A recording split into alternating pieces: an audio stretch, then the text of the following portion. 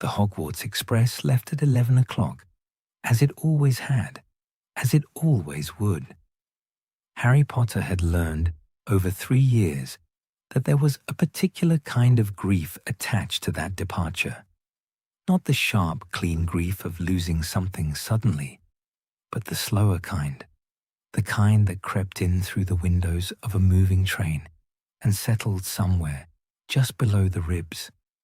It was the grief of watching something you loved grow smaller and smaller until it disappeared entirely, and knowing, even as it vanished, that you had not looked at it carefully enough while it was still there. He had not looked carefully enough. He never did.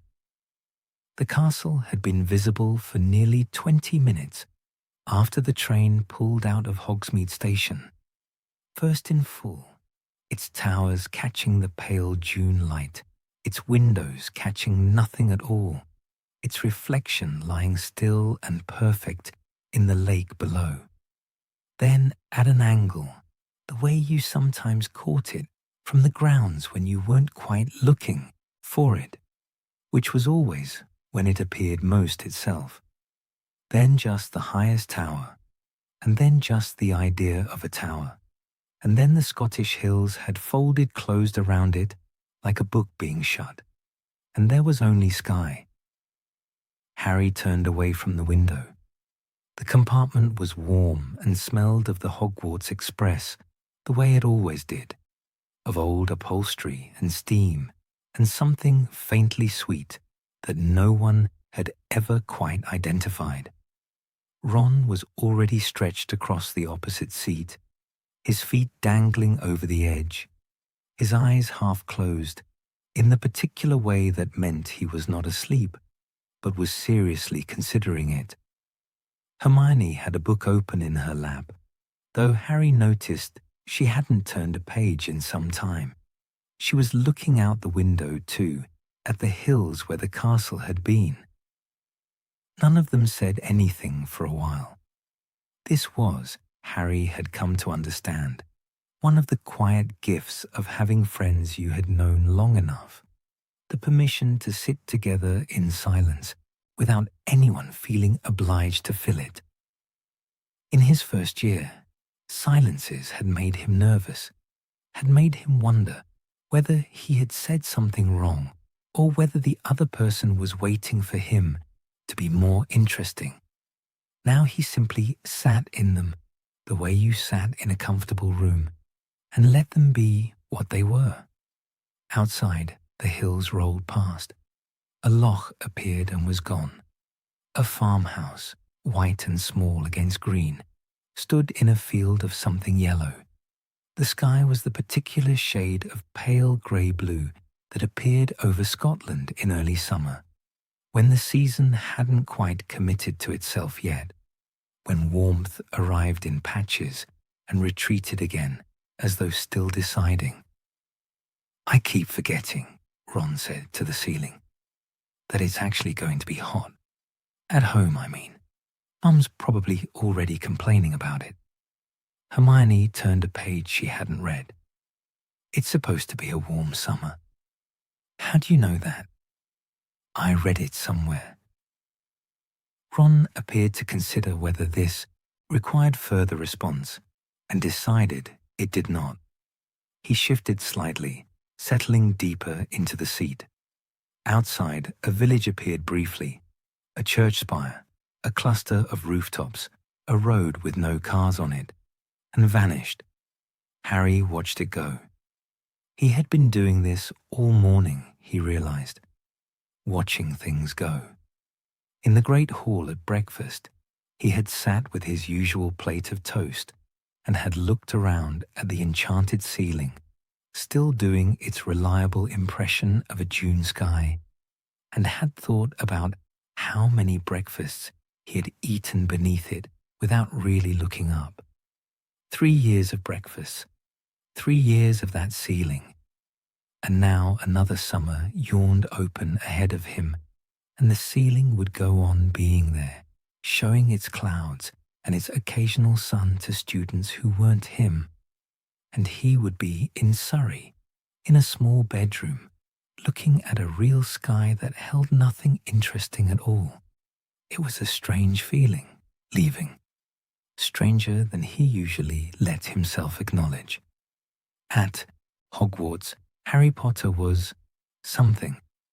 He wasn't certain still what exactly he was. Famous, certainly, though that had always sat on him the way an ill-fitting set of robes might sit, technically present, covering what it was meant to cover, but never quite comfortable. A Gryffindor, more genuinely than the fame. That felt true in a way that fame did not. A seeker, a friend, a boy who had done a number of unlikely things and intended to continue doing them.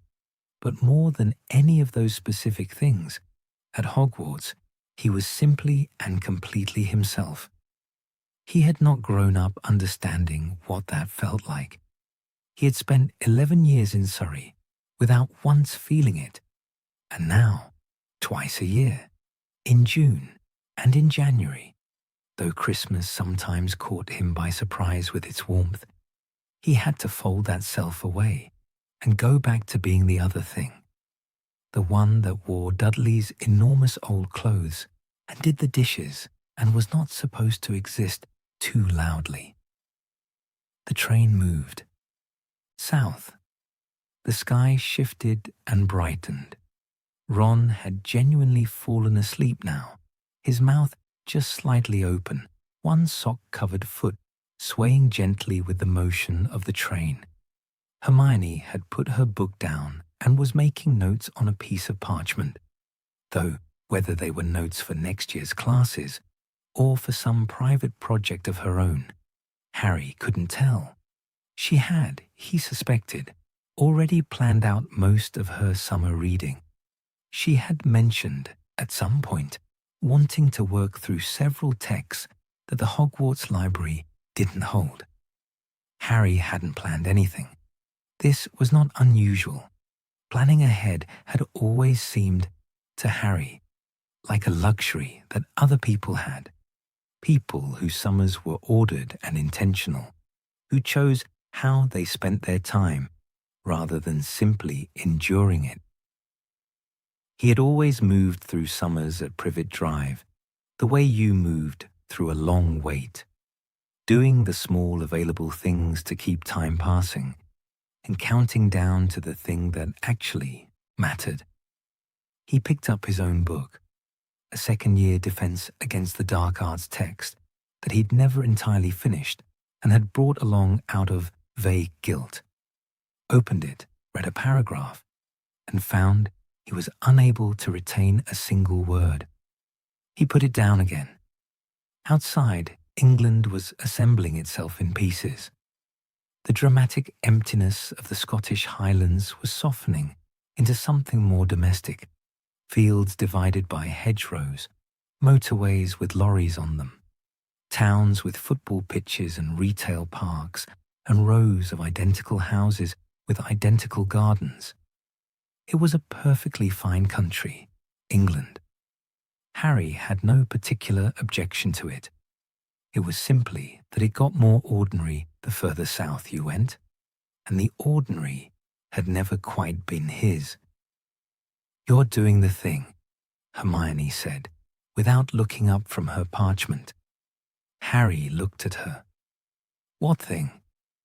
The staring out of the window looking, tragic thing.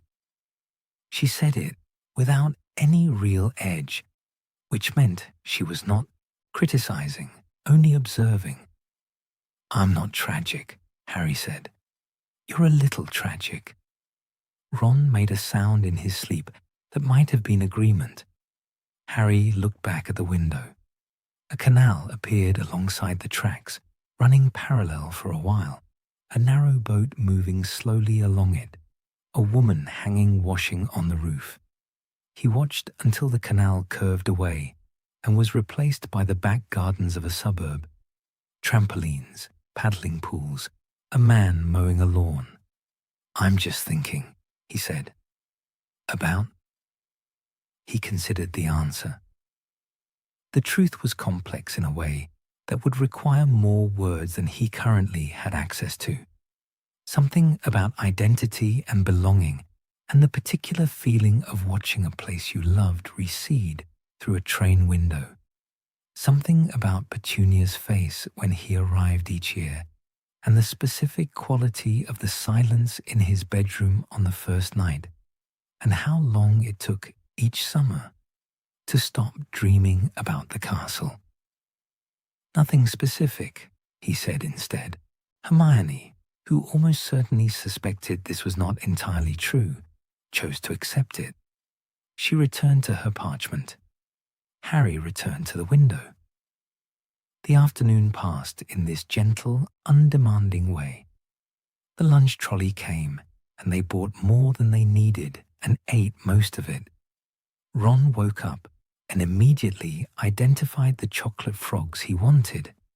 Hermione organized her parchment into a small, neat stack.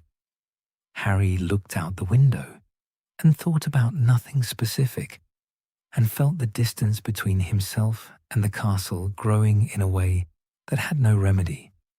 It was not a bad feeling, exactly. It was simply a true one. King's Cross arrived at 3:30, announced by the familiar slowing of the train and the gathering of bags and the subdued chaos of 300 students remembering where they had put things. Harry pulled his trunk from the rack above the seat and set it on the floor and stood looking at it for a moment. At the stickers Hermione had helped him apply to identify it, at the scratch along the left side from an encounter with a suit of armor in the second-floor corridor last November, at the small worn patch on the handle from where he held it. He was going to miss his trunk, which was an absurd thing to think, but there it was. Platform 9 3/4, emptied in the slow, pouring way of a bottle being upended. Parents appeared. Names were called. Small siblings ran forward. Harry moved with the crowd through the barrier between platforms 9 and 10, and suddenly he was in the ordinary station, with its ordinary ceiling and its ordinary noise, and the magic was on the other side of a wall he could not currently see. He found the Dursleys where they always were, Uncle Vernon standing with his arms crossed, and the expression of a man who has just remembered an appointment he would prefer to miss. Aunt Petunia slightly behind him, her handbag clutched in front of her like a small shield. Dudley beside them, already bored, looking at something on the far side of the station with the absorbed disinterest of someone who has decided in advance to find everything disappointing. They looked exactly the same as they always did. Harry sometimes tried to imagine what this moment looked like from the outside, this awkward quarterly reunion of people who lived in the same house and might as well have been strangers. He and Ron had said goodbye at the barrier. He and Hermione had hugged briefly and efficiently, the way she did everything, and she had told him to write, and he had said he would, and they both knew the Dursleys would limit the owls. His trunk sat beside him.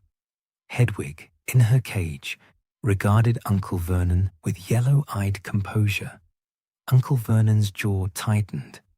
"Right," he said. "Come on then." And that was that. No how was your term. No good to have you back. Just the turning away and the walking toward the car park and the assumption that Harry would follow, which he would, which he did. He picked up Hedwig's cage and the handle of his trunk, and he followed the Dursleys out of King's Cross Station and into the pale June afternoon, where the ordinary world waited for him as it always had, patient, indifferent, entirely unmoved by his return. He looked up briefly at the sky over London. It was the same grey-blue as the Scottish sky had been, paler here, flatter, with no hills beneath it, and no castle on the horizon, just sky and buildings and the sound of engines and pigeons. Harry took a breath and squared his shoulders and became again, for the summer, the boy who lived in the cupboard under the stairs, or the small bedroom now, which was better in every material sense, but still felt somehow like a version of the same enclosure. The drive to Surrey took 90 minutes. Nobody said anything of consequence. Hedwig slept. The house on Privet Drive had a particular smell in summer. Harry had never tried to describe it to anyone. It was not the sort of thing you brought up in conversation, not even with Ron, who would have listened without judgment and then said something so straightforwardly practical that the observation would have felt less strange. But it was there every year, reliably, on the first morning. A smell of carpet cleaner and cut grass, and something faintly floral from the air freshener Aunt Petunia kept in the downstairs bathroom. And underneath all of it, something that was simply the smell of the house itself, the particular accumulated scent of a building that had been lived in the same way for a very long time. It was not an unpleasant smell. That was the strange part. It was just deeply, utterly ordinary. Harry lay on his bed on the first morning and breathed it in and thought, as he always did in those first quiet minutes before the house woke up, that this was what the absence of magic smelled like. Not bad, not wrong, just empty in a specific way, the way a room felt empty after a fire had gone out. Structurally, complete, containing everything it was supposed to contain, but missing the thing that had made it warm. Outside his window, a lawnmower started up somewhere down the street. A car backed out of a driveway. A dog barked once, was shushed, went quiet. Privet Drive was assembling its summer morning the way it always did, methodically, without imagination, with the deep contentment of a place that had never wanted to be anything other than what it was. Harry got up. The routine established itself within 2 days, the way routines always did at Privet Drive. Not through any explicit instruction, but through the accumulated weight of expectation.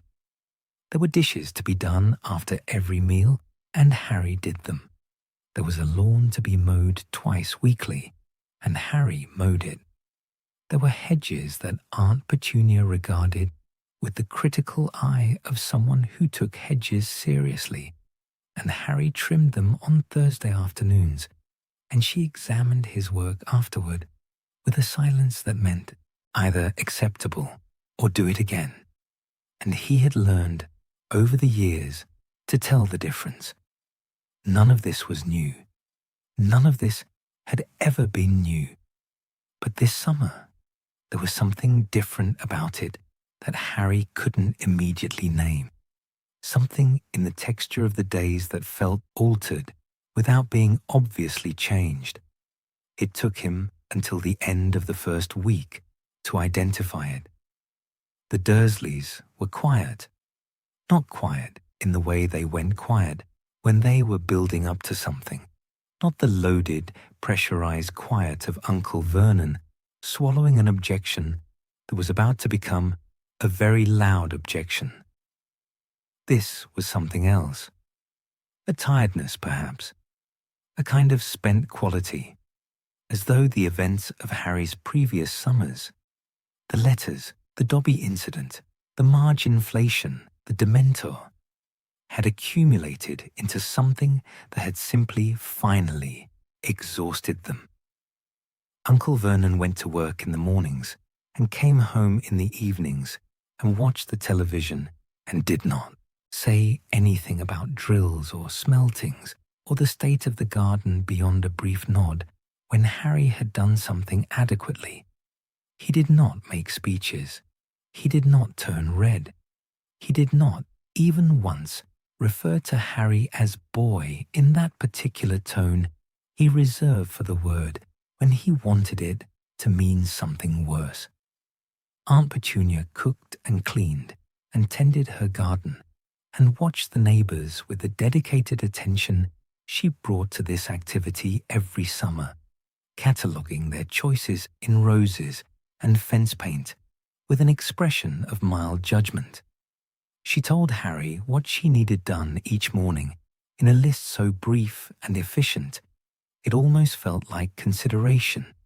She did not speak to him beyond this, but she also, Harry noticed, did not look at him the way she sometimes did, with that particular expression that combined distaste and unease, and something else he had never been able to fully read, something older and more complicated than simple dislike. This summer, she mostly just didn't look at him. It was, in its way, a relief. Dudley was the strangest part. Dudley, who in previous summers had roamed Privet Drive with his gang like a small, slow-moving weather system, dispensing misery in a casual radius, seemed this summer to have lost some essential momentum. His friends still came occasionally. Harry could hear them from his bedroom window, the familiar sounds of Piers and Malcolm and the others, their laughter carrying across the garden. But Dudley often didn't go out with them. He sat in the living room watching television. He ate his meals with a thoroughness that suggested eating was at least something to do. He moved through the house with the subdued energy of someone waiting for a feeling to pass. Harry had no idea what feeling that might be. He didn't ask. The days had a shape to them, which helped.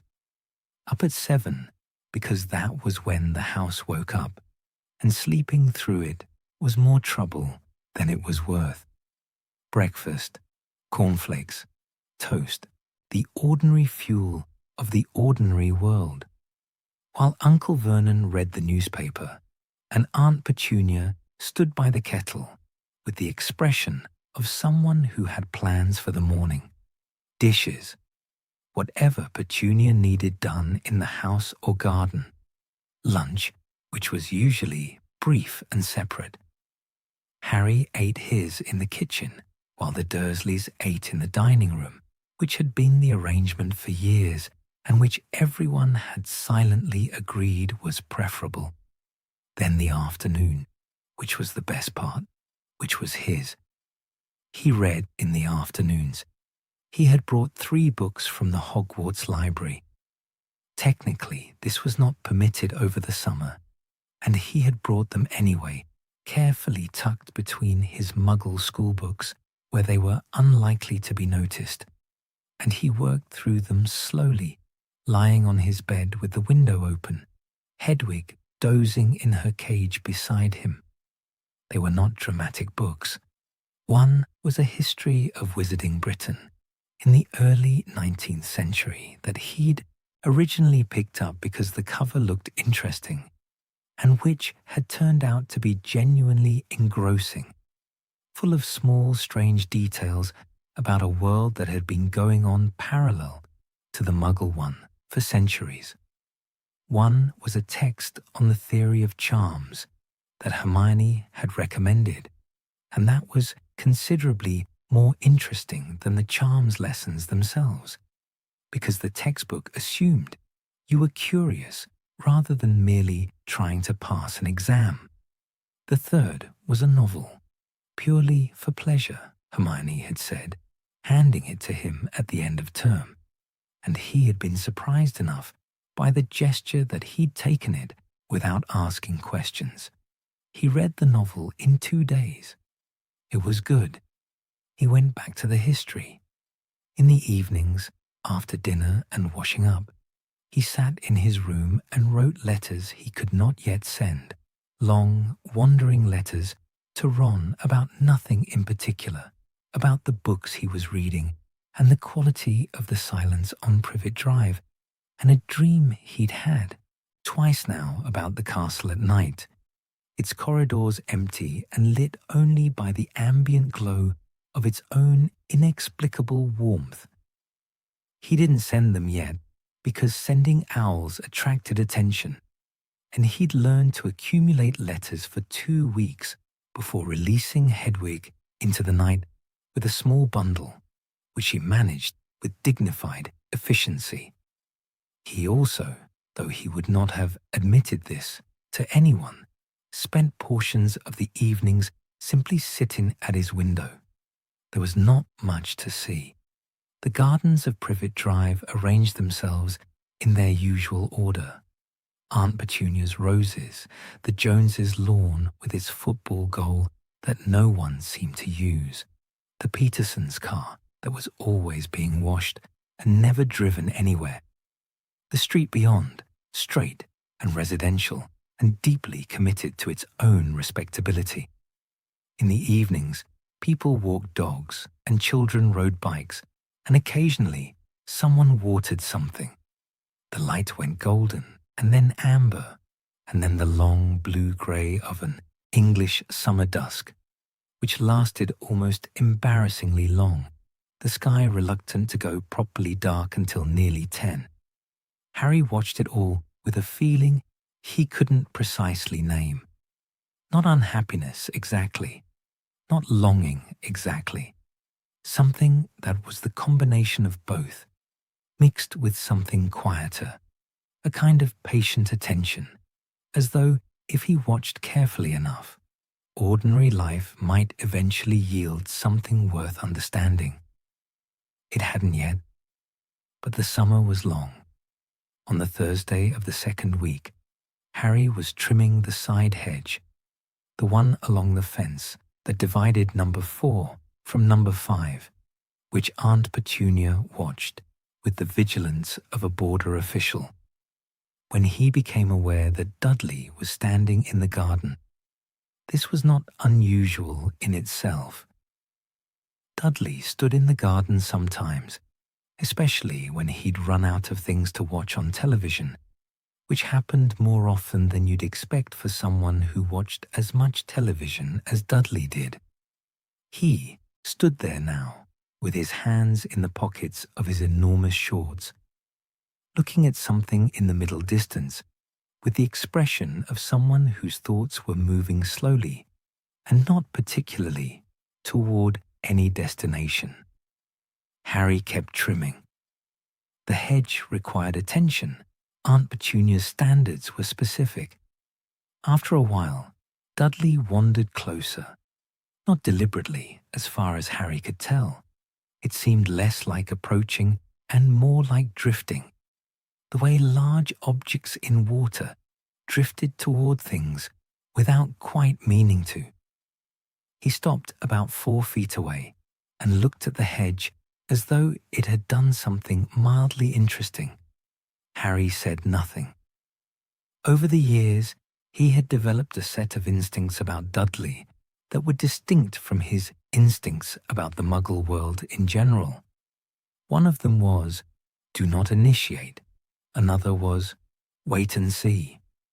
Dudley picked up a small stone from the garden path and turned it over in his fingers.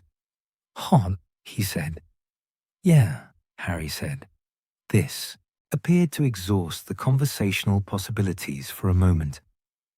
A bee moved through the roses. The lawnmower from down the street, which had been going on and off all morning, went on again. Dudley put the stone down. He looked at the hedge again. Then he looked at Harry briefly, with an expression that Harry couldn't quite read from the corner of his eye. Something that was not the usual contempt.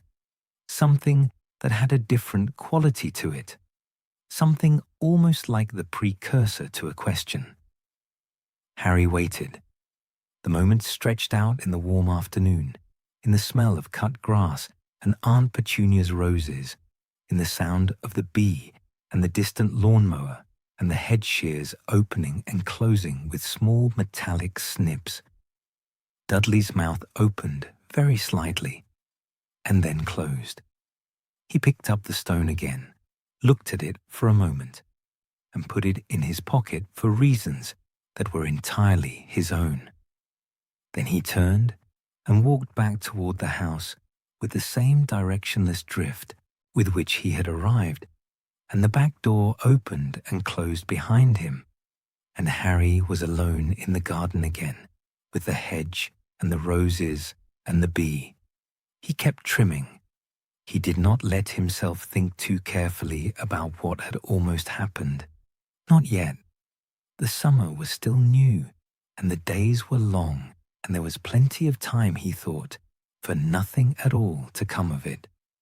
That was, after all, the particular expertise of Privet Drive, its extraordinary gift for ensuring that almost things stayed almost, and that the space between the ordinary and the not quite ordinary remained safely, reliably uncrossed. The hedge was straight when he finished. Aunt Petunia came out later and examined it and said nothing, which meant it was fine. Harry went inside and washed his hands and looked at his own face in the bathroom mirror for a moment. The untidy hair, the glasses, the scar, and then went upstairs to his room, where Hedwig was awake and watching him with her clear yellow eyes, and the history of Wizarding Britain was open on the bed to a chapter about a summer, very long ago, when the ordinary world had been particularly quiet. He sat down and picked it up and read until the light changed. Sleep came slowly at Privet Drive. This was not new. It had always been this way, the first few nights of every summer carrying a particular restlessness, a bodily confusion, as though Harry's bones had not yet received the information that they were no longer at Hogwarts and could stop anticipating the next thing. At school, there was always a next thing. A class, a practice, a meal, a conversation, something moving in a corridor that probably shouldn't have been. His body had learned over 3 years to stay lightly alert even in sleep, one ear always half open to the sounds of the castle at night. Privet Drive at night had no such sounds. It had, instead, the deep suburban silence of a street that had gone to bed at a reasonable hour and intended to stay there. The occasional car, distant. A fox once, somewhere near the bins, brief and secretive. The house itself settling in the heat, making the small structural sounds that houses made, entirely without drama.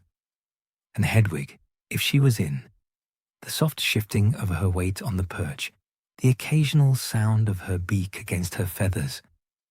Harry lay on his back in the dark and looked at the ceiling and thought. It had started, the thinking, on the second night. He hadn't meant to do it.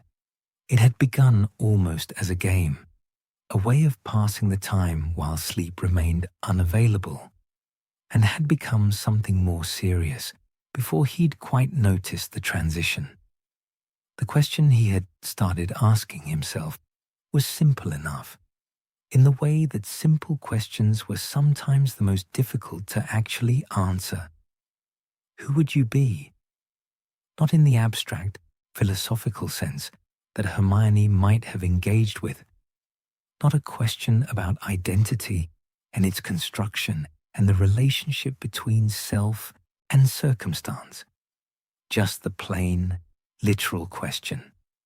If the letter had never come, if Hagrid had never appeared on that island with the birthday cake and the news that changed everything, if Harry Potter had grown up on Privet Drive the whole way through, as the Dursleys had always intended him to, not a wizard, not famous, not the boy with the scar and the history and the strange things that happened when he was upset or frightened, just a boy, just an ordinary, unremarkable, surplus boy in his cousin's too large clothes.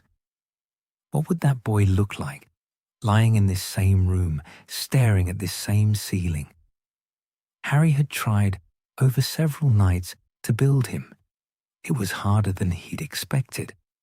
The clothes were easy enough, still oversized probably, because there was no reason to imagine the Dursleys would have treated a non-magical Harry any better than they'd treated him, and possibly worse, because at least magic had given them something concrete to be afraid of. The glasses were the same. The scar would still be there. It was a physical mark, not a magical one, the record of a night that had happened, regardless of what Harry had later become. The hair, still a disaster. The face, still his. But past the physical details, the construction became uncertain. He tried to imagine going to school. A normal school. A comprehensive somewhere in Surrey. Taking the bus in the mornings with Dudley and Dudley's friends. Sitting in classrooms that smelled of whiteboard markers and old carpet rather than parchment and ink. Learning mathematics and geography, and the kind of history that stayed entirely in the Muggle world and never mentioned Merlin, except possibly as a figure of legend. He tried to imagine coming home in the afternoons to number 4 and doing homework at the kitchen table and watching the television and going to bed and doing it all again. He could picture the shape of it. The days had a shape to them that he could arrange into something plausible. But when he tried to imagine how that boy felt, what he thought about, what he cared about, what he wanted from his life, the picture went soft and unresolved, like something seen through fogged glass. The other Harry was structurally present, but emotionally empty, an outline with nothing filled in. Which meant, Harry thought, lying in the dark with Hedwig shifting quietly beside him, that he had no idea what he would have been like without the magic. He had arrived at 11 already half-formed by it, already shaped by the strange things that had happened around him his whole life, whether he'd understood them or not. Take the magic away, and you didn't get an ordinary boy. You got a blank. He wasn't sure how he felt about that. On the 5th night, the thinking turned into something else. He had been lying in the usual position, running the usual experiment, when it occurred to him that he had been approaching the question backwards. He had been asking who he would be without the magic, as though the magic was something external that had happened to him, a coat put on over the real self. But what if it wasn't external? What if it was simply part of him, not separate, not added on, but woven in from the beginning, as inherent as his eyesight or his hair or the particular way he felt in his chest when he was on a broomstick and the ground was a long way below and everything was speed and wind and the absolute present moment? He stared at the ceiling for a long time after this thought arrived. Hedwig woke briefly, looked at him, and went back to sleep, apparently satisfied that nothing required immediate attention. The thing was, and this was the part that kept him awake, that turned itself over and over in the dark with the quality of something unresolved. He was not entirely sure that the wizarding Harry was more real than the Muggle one would have been. He was not sure that fame and destiny and the weight of being the boy who lived constituted an identity in any meaningful sense. These were things that had happened to him. They were not, necessarily, things that were him. At Hogwarts, he was most himself on the Quidditch pitch and least himself at anything that required him to be a symbol. He was most himself in a small argument with Ron about something inconsequential and least himself when people pointed at his forehead in corridors. He was most himself reading by himself in the library at a late hour or helping Neville figure out a charms problem, or watching the lake in the early morning when no one else was about, and the giant squid made its occasional appearances with the air of something that had better things to do. Those small moments. That was where the real Harry lived, whoever the real Harry was. It was a strange comfort and a strange unease at the same time. Hedwig left most nights around 10 and came back before dawn, arriving on the windowsill with a soft sound and folding her wings with the quiet satisfaction of something accomplished. Harry had stopped asking where she went. She was always back. That was the thing about Hedwig. She was always back, always composed, always regarding him with those clear yellow eyes that seemed to take him entirely at face value, without history or expectation. He appreciated that more than he could have said. On the 8th night, she didn't leave. She sat on her perch in the dark and watched him lie there thinking, and after a while, he gave up the pretense of trying to sleep and sat up and looked back at her. "I'm fine," he said, quietly, because it felt like she was checking. She blinked. "I'm just thinking." She turned her head slightly, the way she did when she was listening but not particularly convinced. "About who I'd be," he said, "if things were different." The house was very quiet around them. Down the hall, Uncle Vernon's snoring had settled into its reliable rhythm. Outside, the street was dark and still, the lamplight making small orange pools on the pavement, nothing moving anywhere. "I don't think I'd have been anything interesting," Harry said. "Without it, I think I'd have just been here, just this, just the same room and the same everything, and no particular reason for any of it to change." Hedwig ruffled her feathers very slightly. I'm not saying it would have been worse." He paused. "Actually, I don't know what I'm saying." He got up and went to the window and looked out at the ordinary street. The lamplight, the hedges, the Joneses' football goal, slightly lopsided now from a summer of not being used. Everything exactly where it always was, entirely indifferent to the question of Harry Potter's inner life. And the strange thing, the thing he had not expected when he started this particular line of thinking, the thing that surprised him still when it arrived, was that standing here, in this room, in this house, looking at this street, he felt something that was not but something. Something like, "I am here," but something like, "I am here and I have been here and it did not break me, and that is something." He stood at the window for a while with that feeling, not examining it too closely, just letting it be. Hedwig made a very small sound. "I know," Harry said, though he didn't know what he was responding to. He turned from the window and got back into bed and pulled the blanket up and lay in the dark, and this time sleep came more readily, arriving quietly from the edges of consciousness, the way it sometimes did when you stopped waiting for it. He dreamed about the castle, as he had been dreaming all summer. The corridors lit by their own warm light, the portraits murmuring to each other in the small hours, the staircases shifting in their ancient, unhurried way. He walked through it in the dream without destination, touching the walls as he passed, feeling the stone. He was not the boy who lived in the dream. He was not famous. He was not a seeker or a Gryffindor or the subject of a prophecy he didn't yet know about. He was simply a boy who belonged there, walking through a place that knew him, and the castle did not require him to be anything other than exactly that.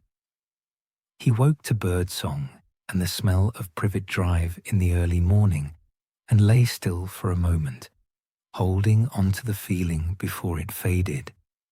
Hedwig was asleep on her perch. Outside, the ordinary world was beginning its day. Harry got up. The second week of July arrived with the kind of heat that surprised England every summer, as though it had never happened before. It was not dramatic heat, not the pressing, visible heat of somewhere that expected it and had made architectural arrangements accordingly.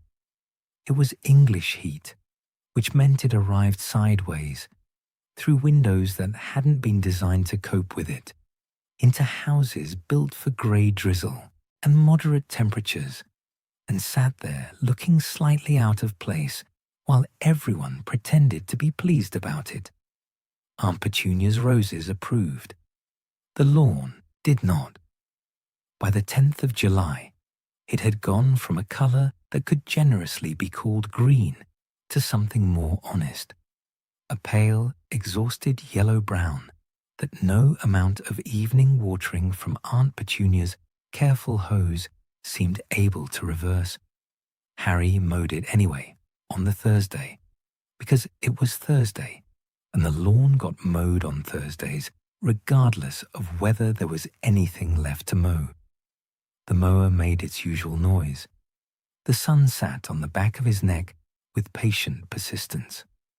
When he was finished, the garden smelled of cut dry grass, a different smell entirely from cut wet grass, thinner and dustier, less green. And Harry stood with the mower at the far end of the garden and looked back at the house. It looked, as it always looked, like a house in which everything was fine. This was, Harry had come to understand, Privet Drive's central achievement, and perhaps its deepest ambition, to look from every angle and in every light, like a place in which everything was fine.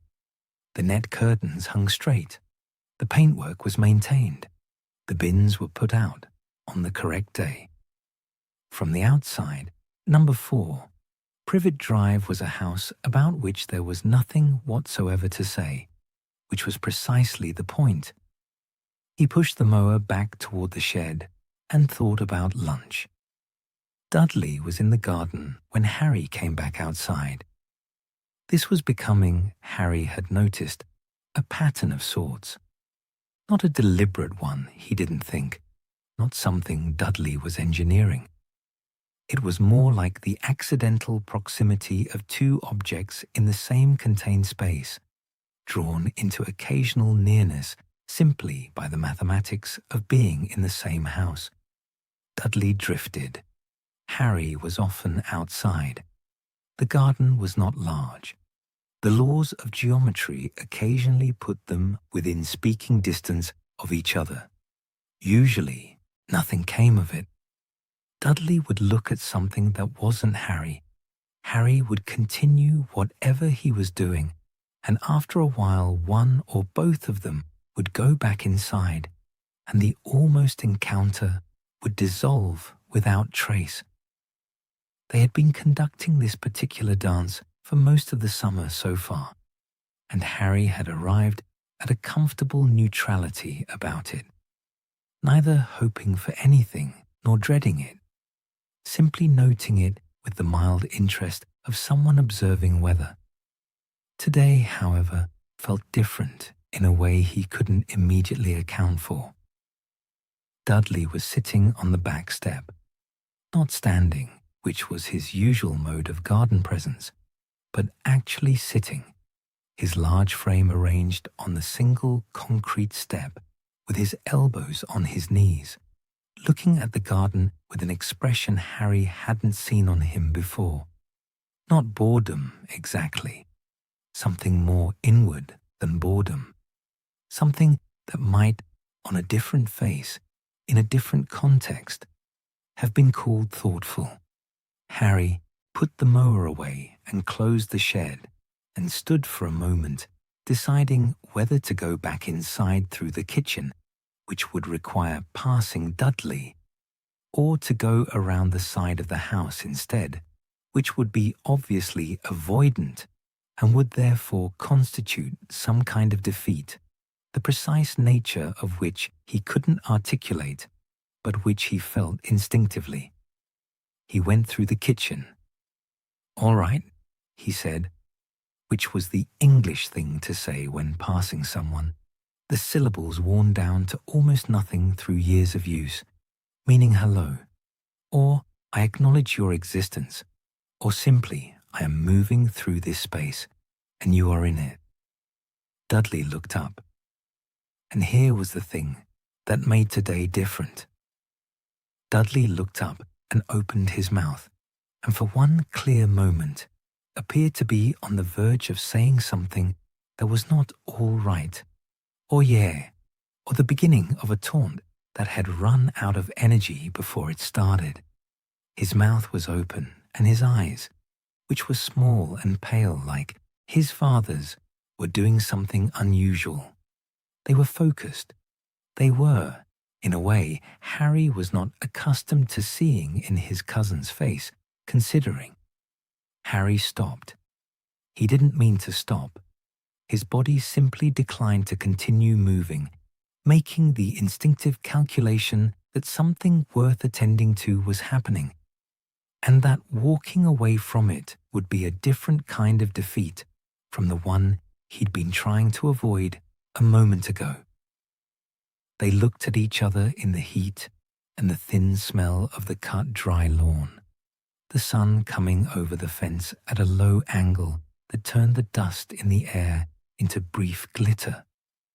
Dudley's mouth stayed open for one more second. Then his jaw closed.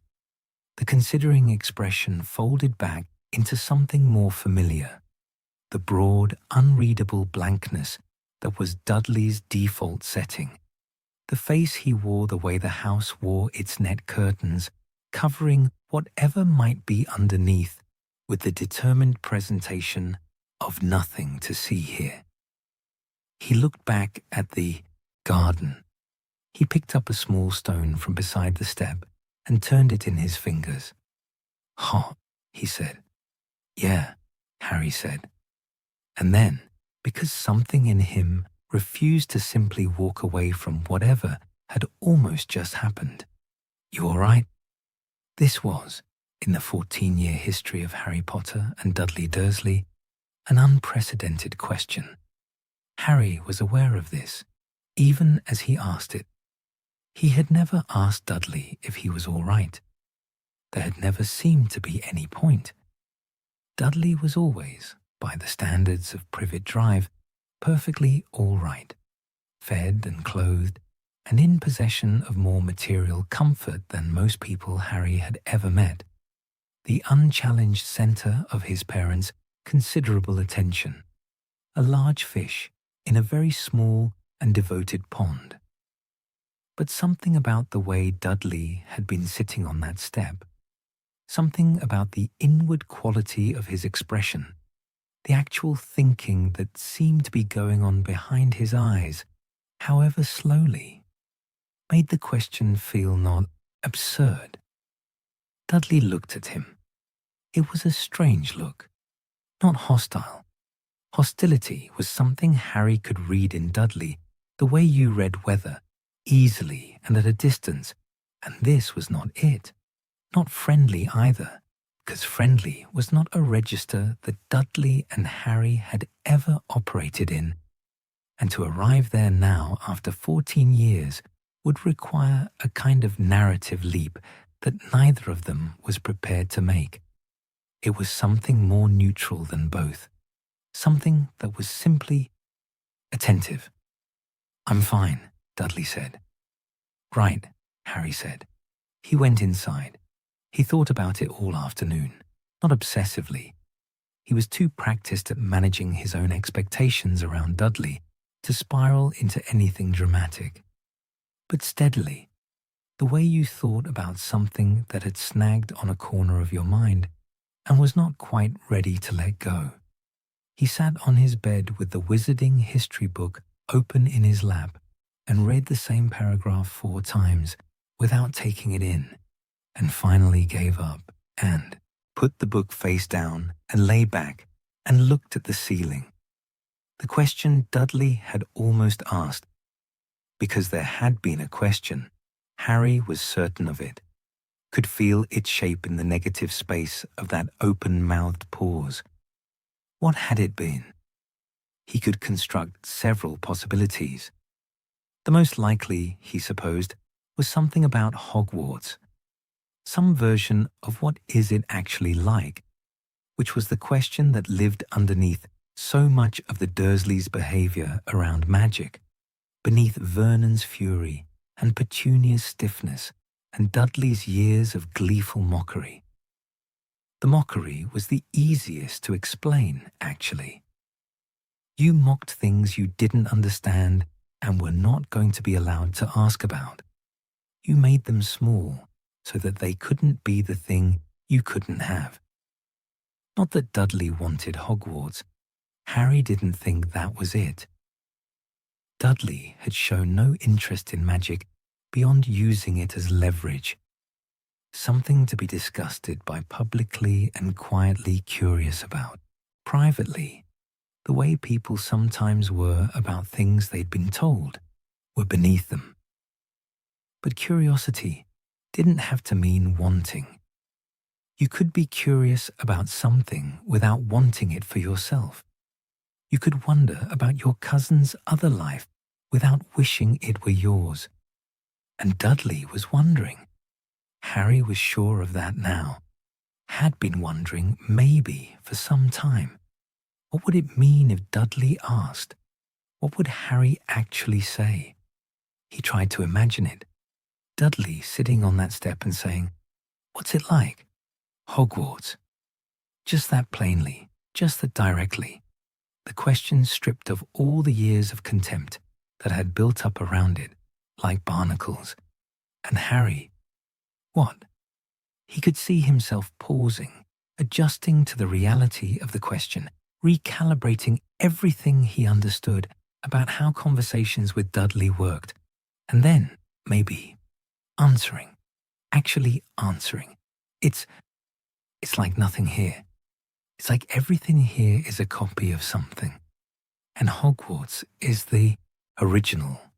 It smells different. It sounds different. Even the quiet is different. It's not empty quiet. It's full quiet, like the building is thinking.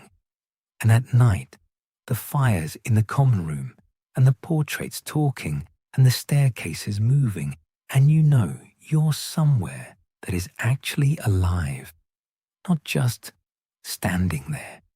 He stopped himself, because the interesting thing about constructing this imaginary answer was how much he wanted to give it, how much buried under the 14 years of it being inconceivable that Dudley would ask, and therefore equally inconceivable that Harry would explain. There was something that wanted to be known. Not famous known, not the thing that people pointed at his forehead for. Just known, the way you wanted a person who had shared your actual daily life to understand something true about who you were. Dudley had shared his daily life for 14 years. Dudley knew the layout of Harry's bedroom and the sound of Harry's footsteps on the stairs and the particular way Harry ate toast. Dudley knew nothing true about him. It was, Harry thought, an odd kind of loneliness that he hadn't previously identified as loneliness. He saw Dudley again at dinner. Aunt Petunia had made something involving chicken and vegetables, served with the precise efficiency she brought to all domestic tasks, and the four of them sat around the table in the usual arrangement. Uncle Vernon at the head, Aunt Petunia nearest the kitchen, Dudley opposite Harry, everyone attending to their plates with the focused application of people who had agreed, wordlessly, that eating was the purpose of this gathering, and conversation was optional. Uncle Vernon talked about something at work, a colleague, a decision he disagreed with, the general decline of something. Aunt Petunia made the small sounds of a person listening that she had perfected over many years of marriage. Dudley ate with his usual thoroughness. Harry ate and looked at his plate and thought about other things. Once, between the main course and the moment Aunt Petunia stood to clear the plates, Harry looked up and found Dudley looking at him across the table, not with the old contempt, not with anything particularly readable. Just looking, the way you looked at something you were trying to figure out.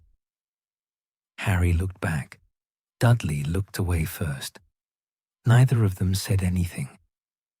Uncle Vernon was still talking. Aunt Petunia stood and began to clear the plates.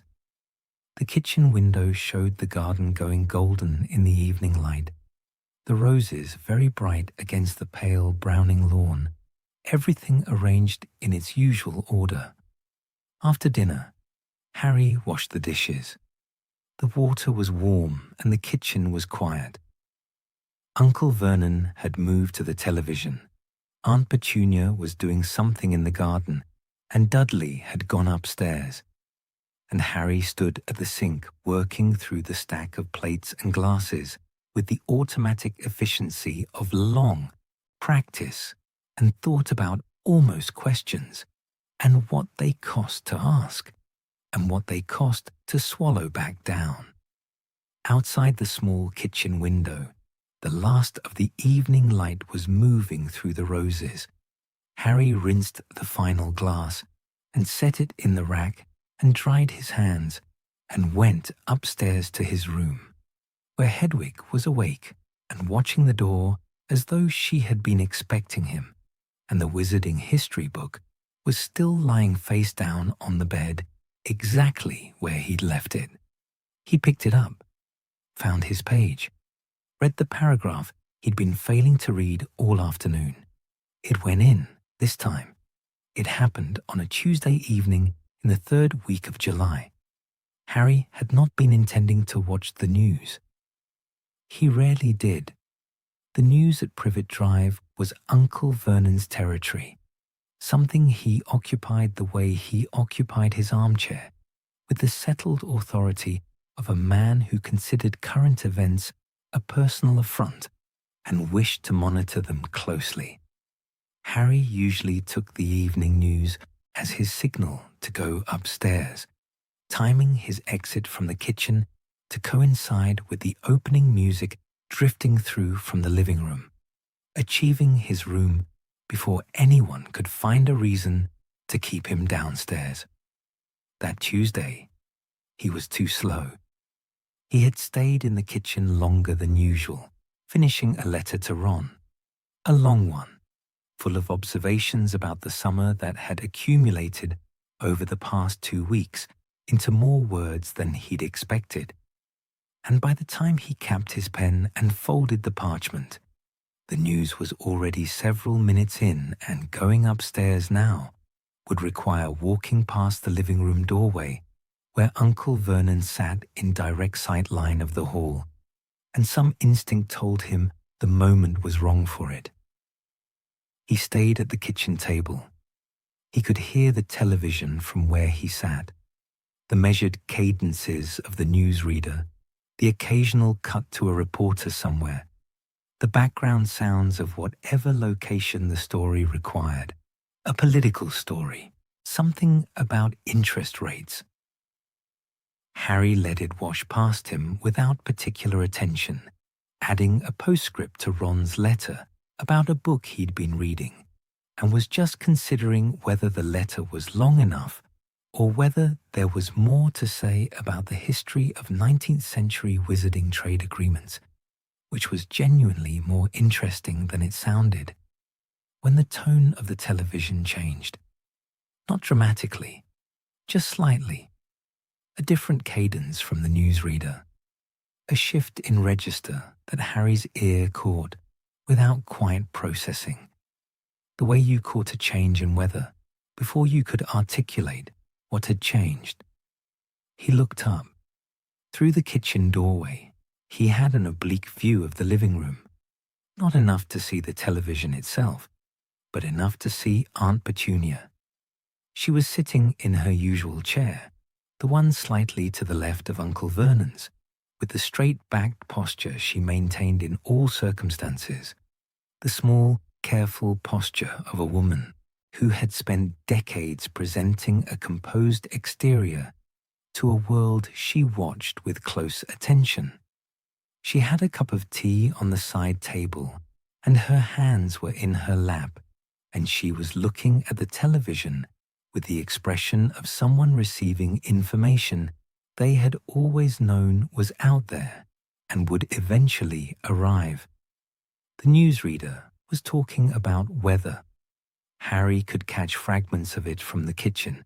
Unusual atmospheric conditions over northern Scotland. Meteorologists describing the patterns as unprecedented for this time of year. No explanation currently available for the reported drop in temperature.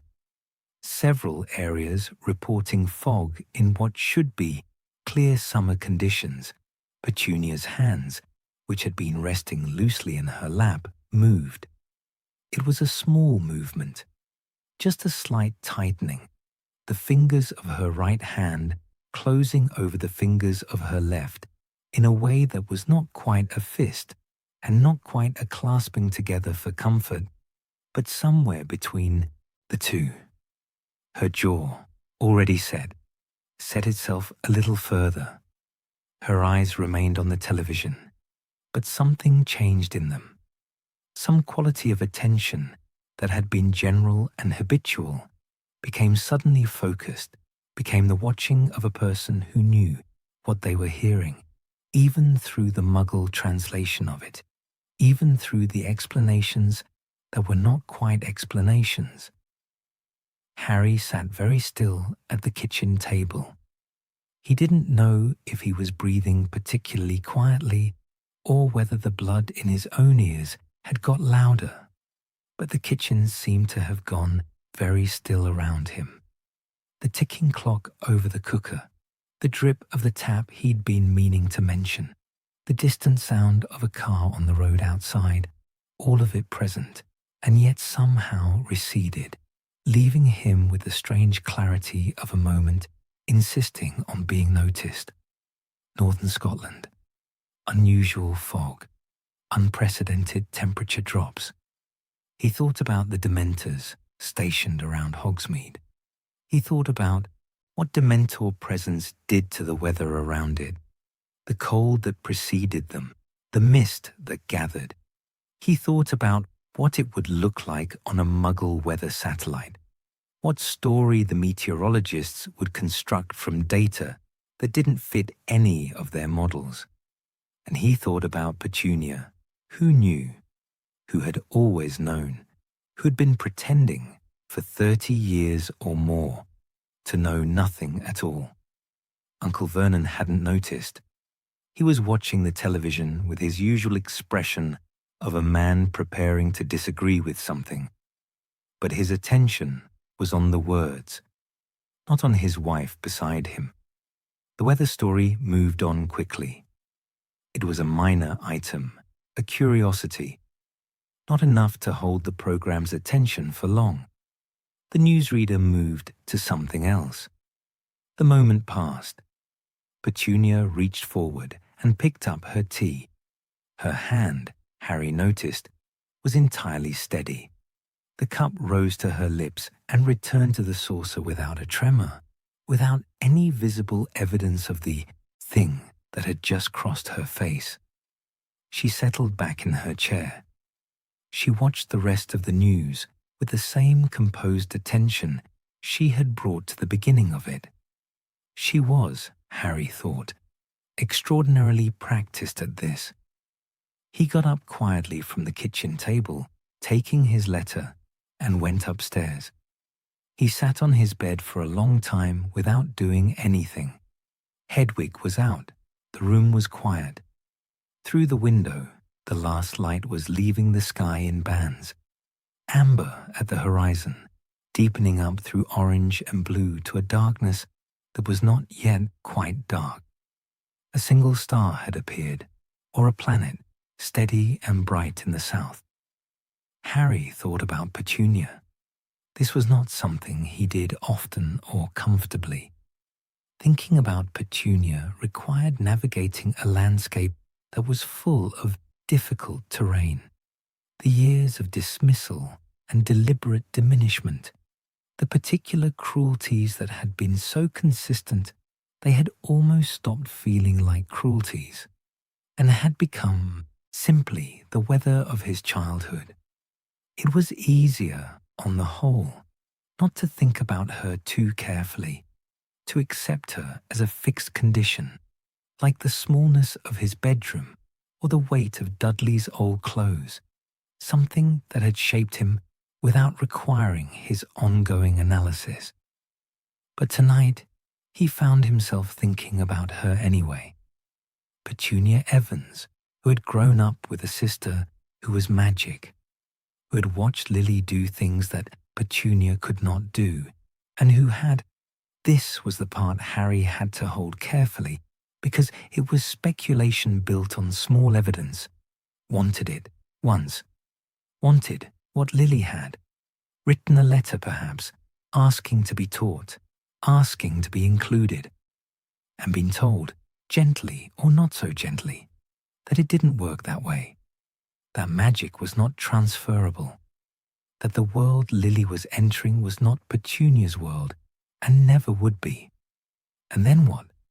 Then you built another world, a complete one, a thorough one, a world in which the other thing not only didn't exist, but was actively wrong, common and freakish and undesirable, something to be kept outside the house with its head covered, something that contaminated by proximity. You built this world carefully, and you lived in it entirely, and you maintained its walls with constant vigilance because you had to, because the alternative was the thing you decided not to feel, the grief of the door that had closed and the sister who had walked through it into somewhere you could never follow. Harry sat with this for a while. He did not feel generous toward Petunia. Exactly. He was not sure generosity was the right word for what he felt, sitting in this room that had once been a cupboard in everything but name, thinking about the woman downstairs who had fed him and housed him and made him as small as possible for 14 years. Generosity implied a gift freely given. What he felt was something more involuntary than that, something closer to the recognition you sometimes arrived at without wanting to, the understanding that arrived simply because you had been thinking honestly about something long enough and honestly enough. And this was where the thinking led. She had loved her sister.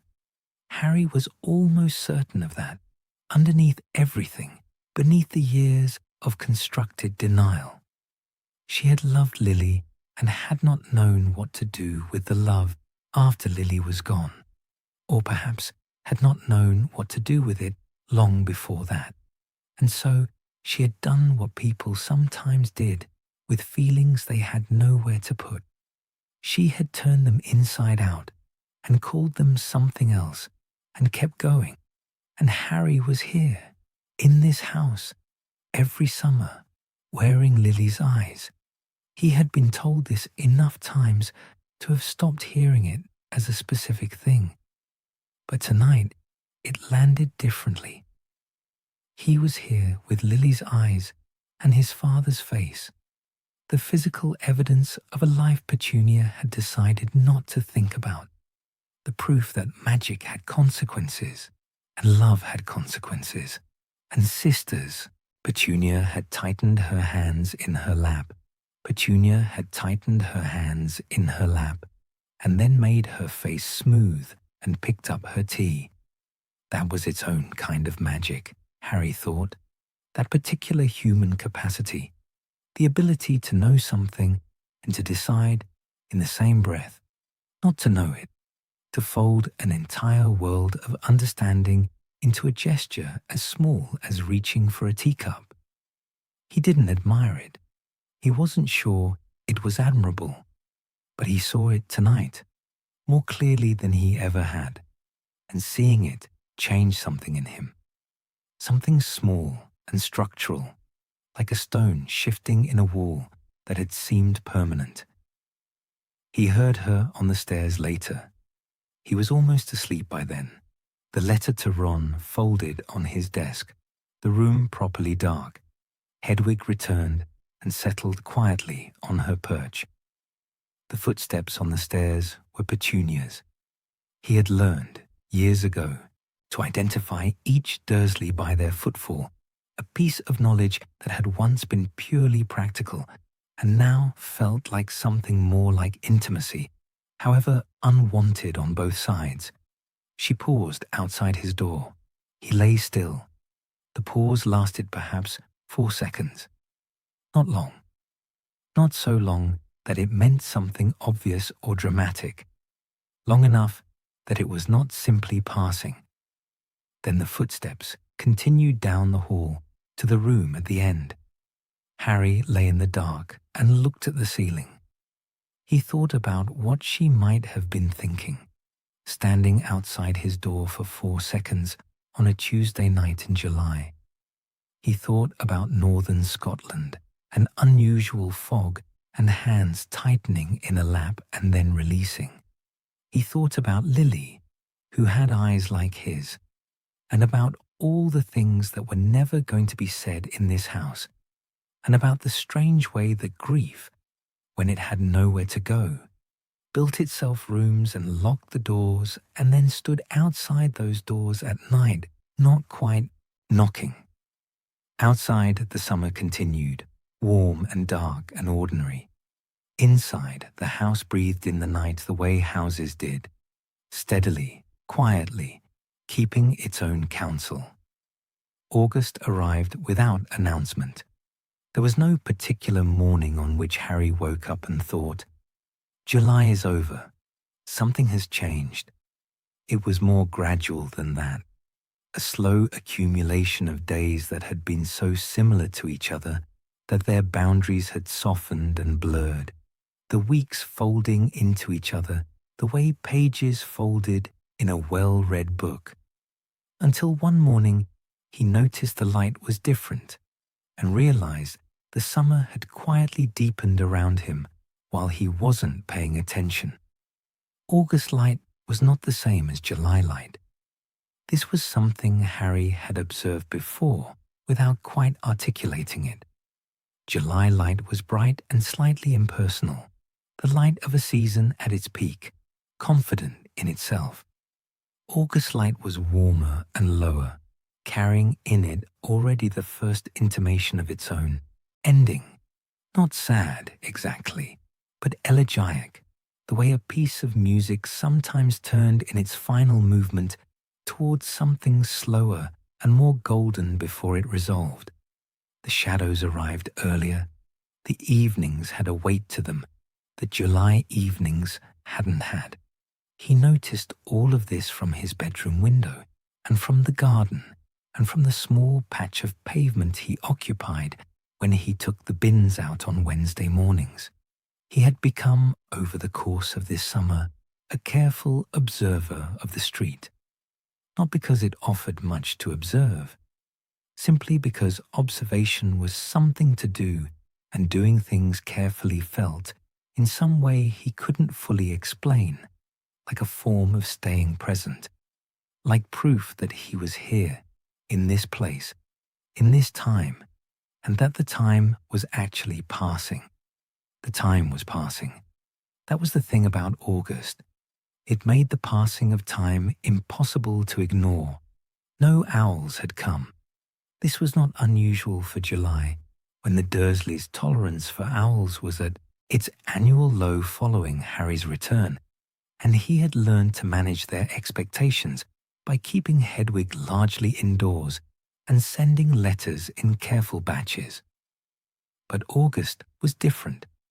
In previous summers, August had brought at least some correspondence. A letter from Ron, a brief and formally worded note from the Weasleys about the following year's school supplies.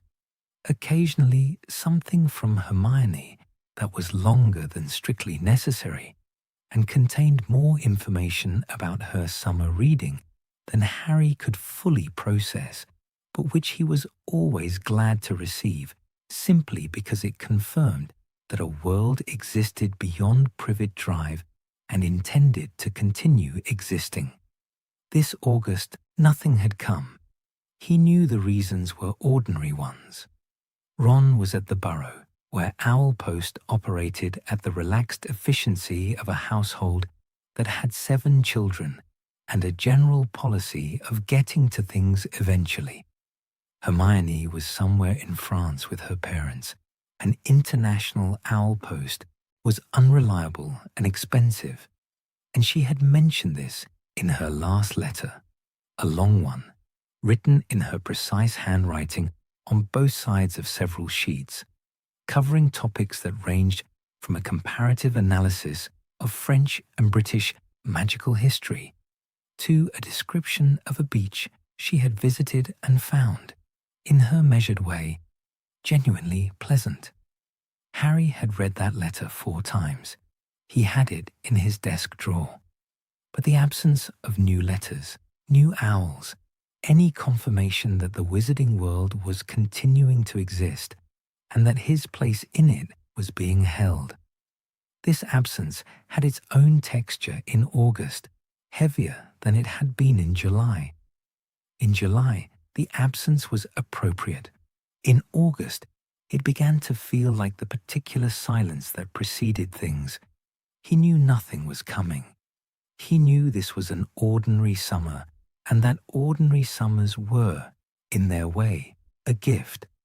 No Dobby interfering with the mail, no 100-letter cascade, no warnings about underage magic from the ministry. Just the quiet of a summer that was simply a summer, doing nothing more alarming than passing. He knew all of this, and he still listened, some mornings, for the sound of wings. There was a child on the street who had been learning to ride a bicycle. Harry had first noticed her in the last week of July.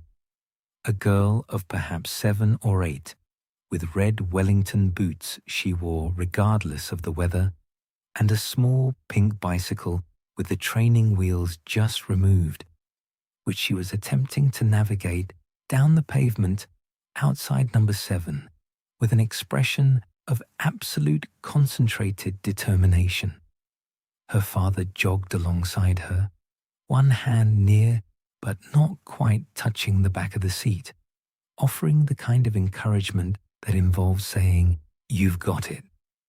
"You've got it," in a tone suggesting the outcome was still genuinely uncertain. She fell off regularly. She got back on with the same expression each time. Not discouraged, not triumphant, simply determined to continue until the thing was solved. Because it was a problem, and problems had solutions, and she intended to find this one. Harry watched her from the front bedroom window on the mornings he happened to be there, and from the end of the garden on the evenings she came out after tea. He wasn't sure why he kept watching. There was nothing remarkable about a child learning to ride a bicycle. It was possibly the most ordinary thing happening on a street committed to the ordinary. But there was something in her persistence, in the getting up and getting back on, and the expression that never changed, that never admitted the possibility of simply not doing it, that he found he couldn't quite look away from. By the first week of August, she was doing it. Not perfectly. She wobbled, she overcorrected, she occasionally braked with more force than the situation required, and came to an abrupt stop that required a moment of internal recalibration before she could continue.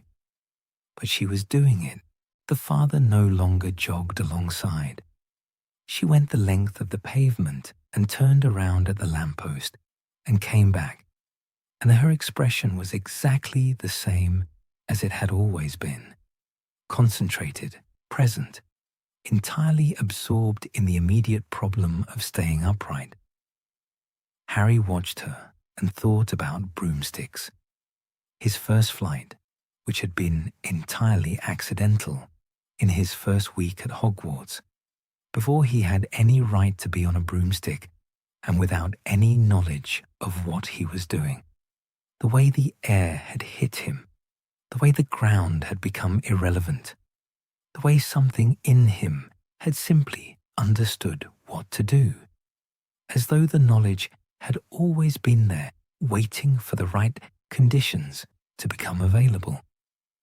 He thought about how long it had taken to learn the finer controls, the lean into turns, the management of speed, the way you learn to read the air around you as another kind of terrain. He had never thought of himself as someone who had learned to fly, because it had felt so immediately natural. But he had learned. The first flight had been instinct. Everything after was practice and attention and the accumulation of hours in which you stayed on the broom until the thing that had been effortful became effortless.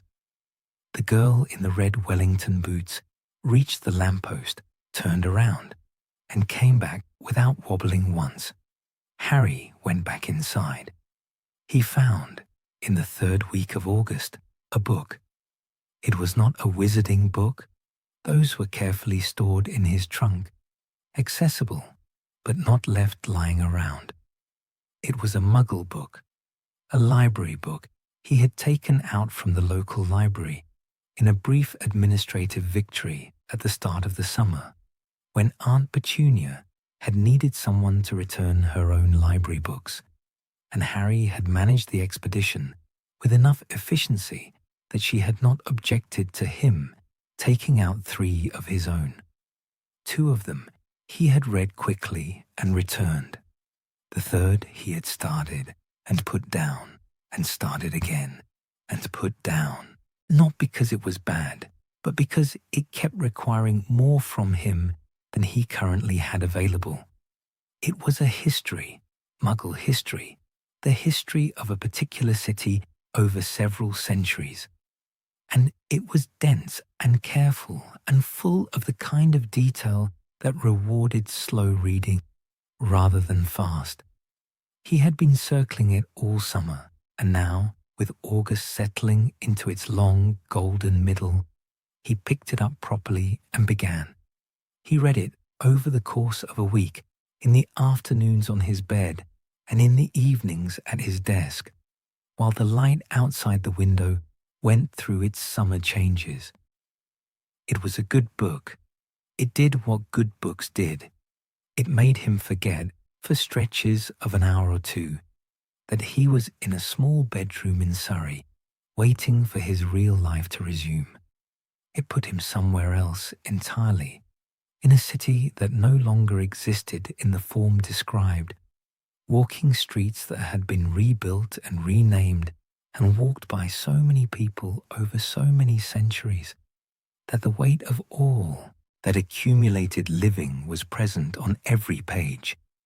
He thought about Hogwarts while he read it, about the accumulated weight of centuries in its stones, about the portraits who had watched generation after generation of students pass through and had stored the memory of them, carried it forward, kept it available in the way that only living things kept things available, not as record, not as archive, but as presence. Hogwarts remembered everyone who had ever been there, not abstractly, actually, the way a person remembered someone they had cared about. He had never thought about this quite so directly before.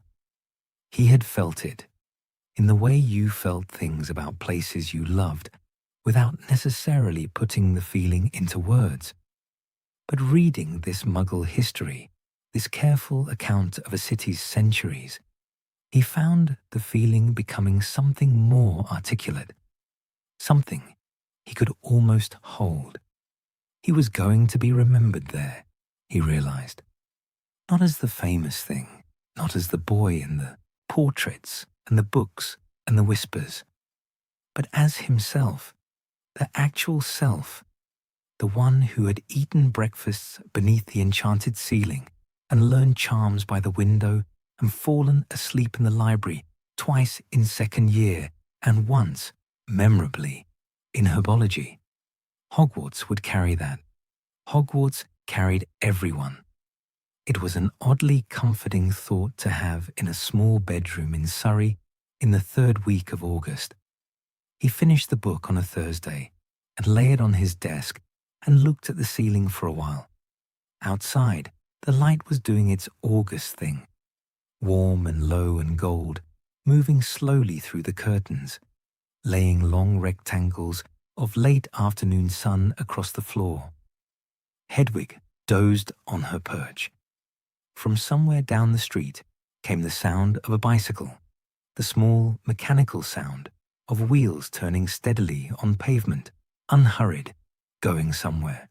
Harry lay still and listened to it until it faded.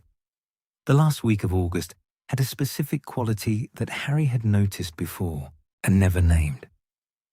It was not quite anticipation. Anticipation implied a lightness, a leaning forward energy that this feeling didn't have. It was heavier than anticipation, more layered. It was the feeling of a thing that was almost over, that you were living through the final days of, and the awareness of that ending changed the texture of the remaining days without quite resolving them. Everything felt slightly more itself. The garden was more garden. The quiet was more quiet. The waiting was most intensely itself in the days just before it ended. He counted the days not on a calendar. He didn't have one in his room, but by feel, the way you counted without meaning to, the awareness of the number always available at the edge of consciousness. 8 days, 6 days, 4. He wrote a final letter to Ron, a long one, telling him things he hadn't found words for earlier in the summer, about the girl on the bicycle and the book about the city and the particular quality of August light and the strange way this summer had felt different from others, quieter and somehow more serious, as though something had been asked of him that he hadn't quite understood and had answered anyway, without knowing he was doing it. He didn't send it. He folded it and put it in the desk drawer with Hermione's French letter and looked at them both for a moment. 2 pieces of paper, 2 pieces of a world he was nearly back to, and then closed the drawer. 3 days. The waiting was almost over. He was awake before the alarm. This was always how it happened on September the 1st. His body making the calculation independently, arriving at consciousness before it was strictly necessary, as though some deep internal mechanism had been counting down all summer and had finally, quietly, reached 0. Harry lay in the grey pre-dawn of his bedroom and looked at the ceiling and felt the particular feeling of awaiting that had ended. It felt like putting weight on a foot that had been asleep, the tingling of return. Outside, the street was still doing its nighttime impression of itself. No cars, no voices. The lamplight doing its patient orange work on the empty pavement. A bird had started somewhere, a single one, going through its morning inventory of sounds with a methodical thoroughness of something that did this every day and found it worth doing every day. Harry listened to it for a while. He had listened to it all summer without paying it particular attention. And now, on the last morning, he listened carefully, the way you listen to things You were about to leave. He got up at 6:30. Packing his trunk was a ritual he had never tried to make efficient. He had tried, in previous years, to be organized about it, to pack in categories, books together and clothes together and school supplies together, so that the trunk's contents would be arranged with some internal logic. This had never quite worked. He always ended up with the same result regardless of approach. Everything that mattered, in no particular order, taking up exactly the space available. The wizarding history books from the Hogwarts library, which he was technically returning late, but not so late as to constitute a genuine transgression. His school robes laundered and folded with more care than he usually brought to folding.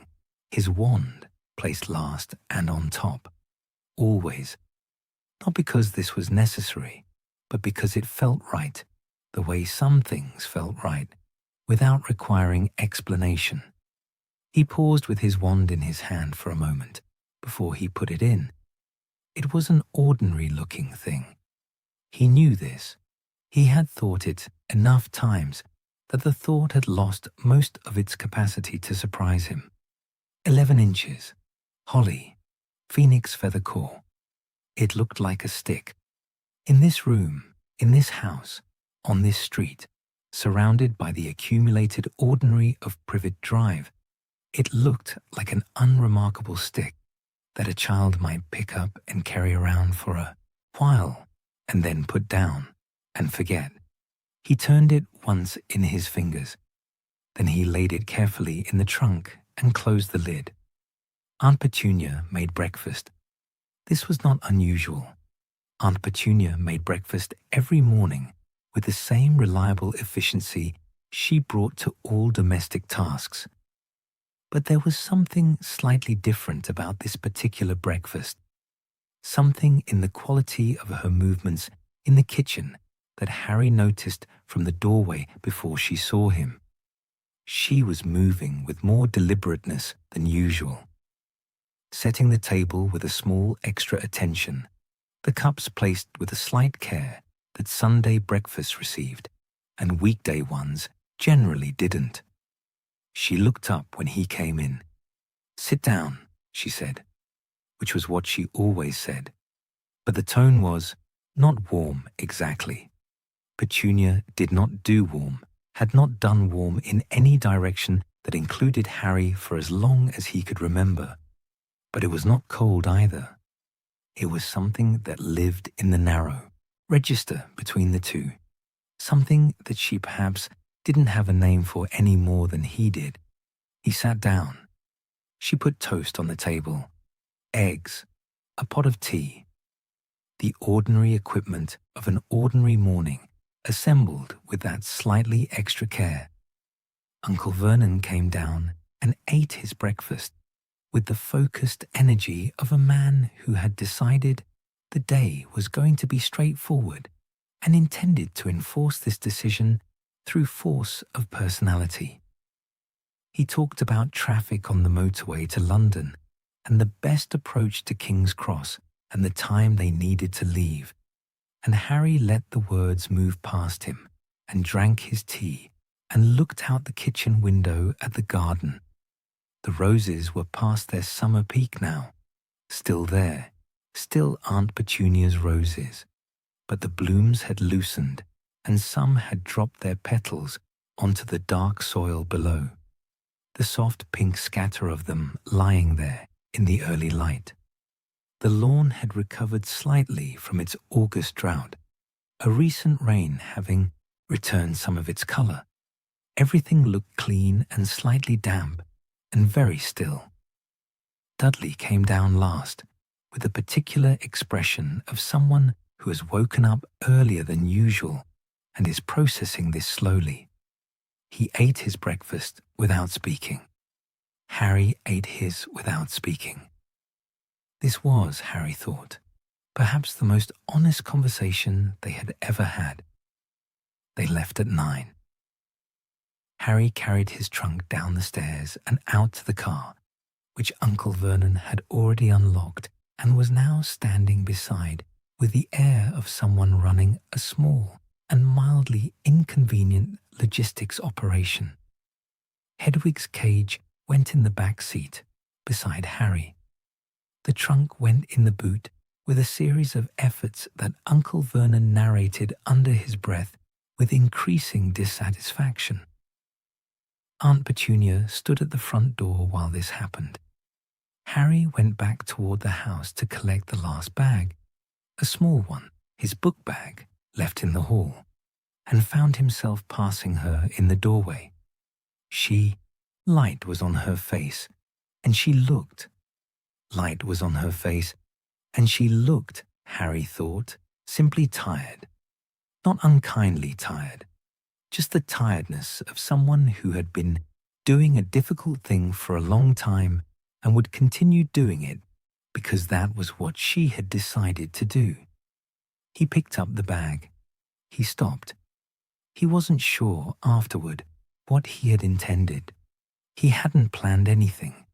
He didn't say anything. But he stopped for just a moment beside her in the doorway, and she became aware of it. He could see it in the slight shift of her posture, the way her chin lifted fractionally. And for a moment, they were simply two people standing in a doorway in the September morning, connected by a history that neither of them had chosen and both of them had survived. And the complicated weight of that connection was present between them without requiring any of the usual structures of their relationship to contain it. Petunia looked at the car. "You'd better not be late," she said. "Right," Harry said. He went to the car. The drive to King's Cross took an hour and 40 minutes, which was longer than usual because of a problem on the motorway that Uncle Vernon had predicted and was now narrating with the grim satisfaction of a man whose worst expectations had been confirmed. Harry sat in the back with Hedwig and watched England move past the window in its September version, a different England from the one that had moved past him on the Hogwarts Express 3 months ago, or rather, the same England seen in a different light, the light of a summer completed and a season turning. The trees had not yet changed, not quite, but there was something in them that suggested they were considering it, a readiness at the edges. He thought about the summer. He had not done anything remarkable. He had mowed a lawn and washed dishes and read several books and lay awake at nights thinking about questions he couldn't fully answer. He had watched a girl learn to ride a bicycle. He had sat in the same room where he had always sat, in the same house where he had always been kept. And he had been, he searched for the word, present. He had been present in a way he was not always present at Privet Drive, had paid attention to things he usually simply endured, and the paying attention had changed something. Not dramatically, not in any way he could point to and explain, but something. He thought about Dudley on the back step, and the question that hadn't been asked, and the odd, small grief of that unmade connection. He thought about Petunia in her armchair, her hands tightening and then releasing, her face smoothing over its knowledge like water smoothing over a stone.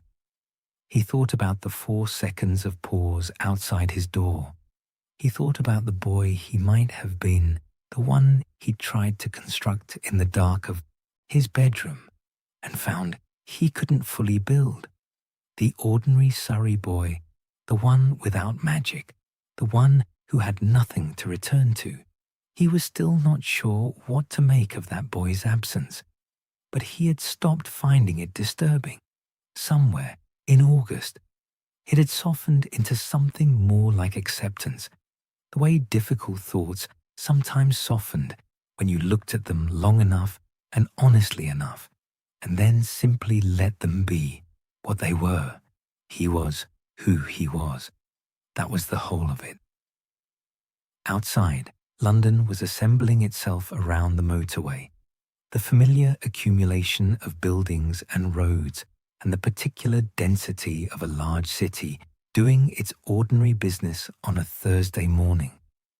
King's Cross appeared in Uncle Vernon's windscreen, and then in the window beside Harry, and then they were pulling into the car park, and the trunk was coming out of the boot again with the same narrated effort, and Hedwig was in her cage looking at the world with her customary composure. Uncle, Vernon said something about picking him up at Christmas. Harry said yes. There was no handshake, no particular farewell. There never was. The Dursleys' relationship with goodbye was as minimal as their relationship with most things that required emotional expenditure. Dudley, standing by the car with his hands in his pockets, looked at Harry for a moment. He didn't say anything, but he looked, and Harry looked back, and the look between them held for a beat longer than accidental, long enough to acknowledge, without either of them having to find words for it, that something had shifted slightly in the architecture of their shared life, even if neither of them could say precisely what or precisely when. It wasn't friendship. It was something smaller and possibly more honest than friendship. The recognition of two people who had been in the same place for a long time and had finally, tentatively, noticed each other. Dudley looked away first. He got back in the car. Harry picked up Hedwig's cage and the handle of his trunk and walked toward the station. The barrier between platforms 9 and 10 was exactly where it always was, exactly as it always was, the ordinary brick wall of an ordinary London station, doing its job of looking entirely unremarkable with the practiced ease of something that had been doing this job for decades. People moved past it in both directions, navigating the busy station with the absorbed purposefulness of people who had somewhere to be and intended to be there. Harry stopped in front of it. He was not sure, afterward, why he stopped. He had walked through this barrier a dozen times, had long since stopped feeling any particular way about it, beyond the mild relief of being through it. But this morning, he stopped and stood in front of it and looked back, the way he had not allowed himself to look back on the Hogwarts Express 3 months ago, when the castle had been disappearing behind him. He looked at King's Cross Station, the ordinary ceiling with its ordinary light, the ordinary people going ordinarily about their ordinary morning, the world he had been living in for 3 months, which had held him adequately, if not warmly, which had given him a lawn to mow and books to read and a ceiling to stare at, and, unexpectedly, some things worth thinking about. It was not his world, but he had been in it, and it had been real, and it had passed. He turned back to the barrier. He walked through. The Hogwarts Express was there, exactly as it always was. The scarlet engine, the white steam rising into the cool September air of the platform, the gathered noise of students finding each other after 3 months apart. The smell of it hit him before he had fully processed being through the barrier. Coal smoke and autumn and something that was simply the particular atmosphere of this platform, this train, this twice-yearly departure. Harry stood still for a moment and let it settle over him. A voice called his name from somewhere down the platform. Ron, unmistakably, the particular carrying quality of his voice recognizable at any distance. He looked up and saw the red hair above the heads of the crowd, the arm waving with the wide, unself-conscious gesture of someone who had been waiting and was pleased to be done with it. Harry lifted his hand in return. He found a trolley for his trunk and made his way down the platform, through the noise and steam and the October smell of approaching autumn, toward his friend, toward the train, toward the castle that was waiting at the other end of the journey in the Scottish hills, carrying its centuries and its fires and the particular quality of its silence, keeping everything that had ever happened within it as it had always kept it, steadily, warmly, without being asked. He boarded the train. The whistle sounded. England moved away from the windows, first in pieces and then all at once. And Harry Potter, the real one, the only one, the one who had spent a summer in the in-between and had come through it knowing something he hadn't known before, something small and structural and entirely his own, leaned back in his seat and watched it go, ahead through the length of the train and the length of the journey and the drawing in of the September afternoon. The castle was waiting. It had always been waiting. It always would. The Hogwarts Express did not look back. It never did.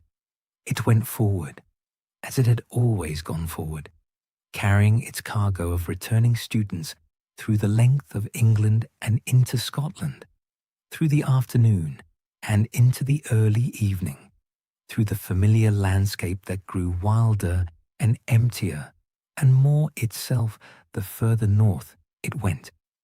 Harry fell asleep somewhere around Birmingham. He did not mean to. He had been watching the window, half listening to Ron recount the summer in the cheerful, digressive way Ron recounted everything, one story becoming another, becoming a third before the first had, quite resolved. And the motion of the train and the warmth of the compartment and the particular relief of being, simply, back, had combined into something irresistible, and he had tipped sideways against the window and gone under. He dreamed of nothing, just warmth and motion and the sound of the wheels on the track, steady and unhurried, carrying him forward. When he woke, it was dark outside. Scotland dark, a different dark from Surrey, deeper and less interrupted, the kind of dark that remembered what dark was supposed to be before streets decided to keep it at a distance. Stars were visible, more than he ever saw from Privet Drive. The window was cool against his forehead.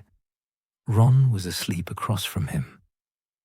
Hermione was reading, her book angled toward the compartment light, a small smile on her face that meant she was somewhere good in it. Harry sat up quietly and looked out the window. He could not see the castle yet. They were still an hour away, perhaps more. But he knew it was out there in the dark ahead of him.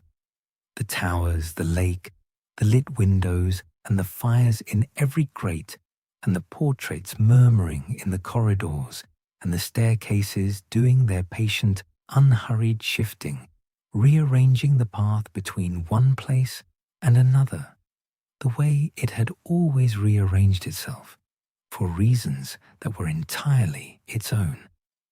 He thought about the summer.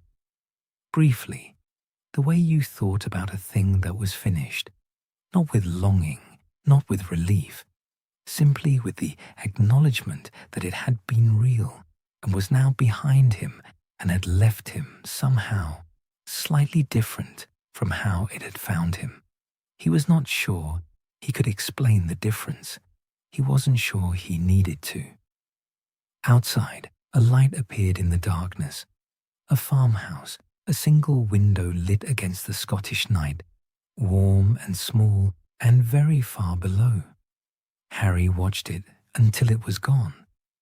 Then he settled back in his seat, pulled his robes a little closer against the compartment's faint chill, and waited with the particular patience of someone who had spent a summer learning how to wait for the first sight of the castle. It came, as it always came, without warning. One moment there was only dark hillside and stars, and then there it was, the towers first, catching the moonlight, then the windows, their warm glow unmistakable against the night, then the whole of it, reflected in the still surface of the lake below, doubled and perfect and entirely, absolutely itself. Harry looked at it for a long moment. There you are, he thought. The castle did not answer. It didn't need to. It simply stood, as it had always stood, lit against the dark, waiting for him to come home.